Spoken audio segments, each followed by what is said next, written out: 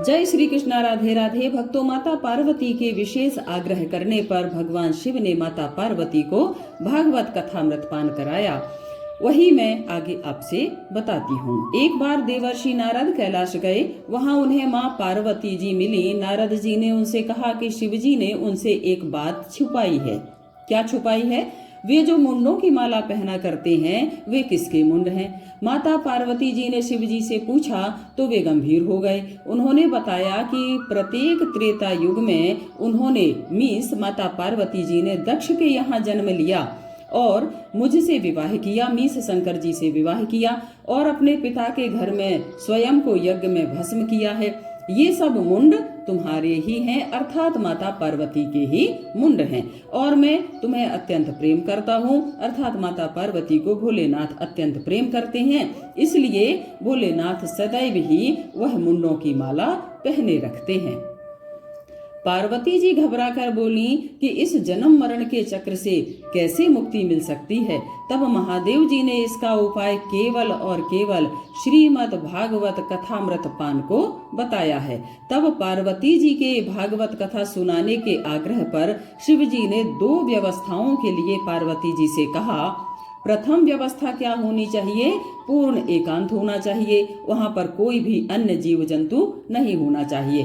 दूसरी व्यवस्था क्या होना चाहिए? प्रत्येक अध्याय के समापन पर हुंकारा भी होना चाहिए।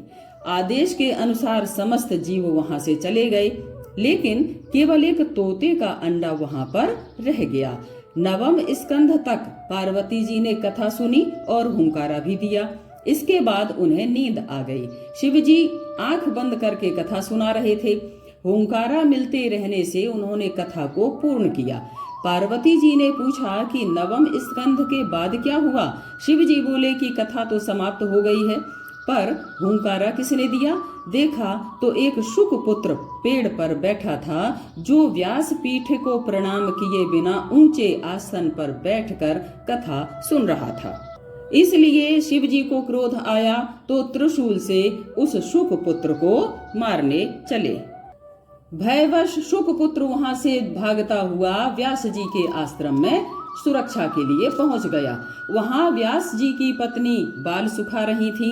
उन्हें जम्हाई आई तो शुक पुत्र सूक्ष्म रूप धारण करके उनके गर्भ में प्रवेश कर गया।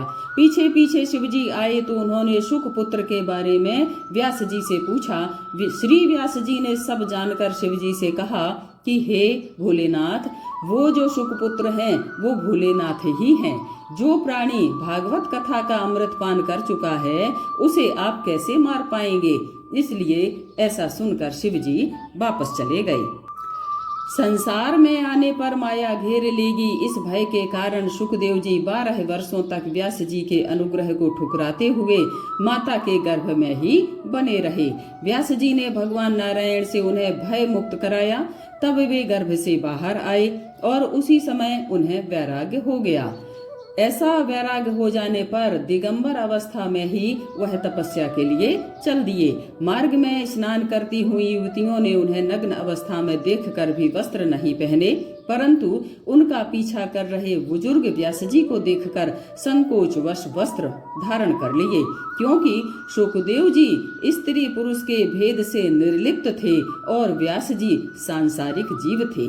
व्यास जी ने भागवत ज्ञान को लिपिबद्ध करके कुछ श्लोकों को शिष्यों के द्वारा स्थान स्थान पर कहलवाया, मीन्स श्लोकों का पाठ करवाया, जिसे सुनकर श्री सुखदेव जी व्यास जी के पास आए और भागवत को ध्यान पूर्वक पढ़ा। श्री सुखदेव जी की गुरु राधा रानी जी थी और जो उन्हें पूर्व जन्म में श्री कृष्ण शब्द को रटना सिखाती थी। हे नाथ, हे मेरे नाथ, मैं आपको भूलूं नहीं। जय श्री कृष्णा। राधे राधे। मिलती हूँ अगले टॉपिक के साथ। धन्यवाद।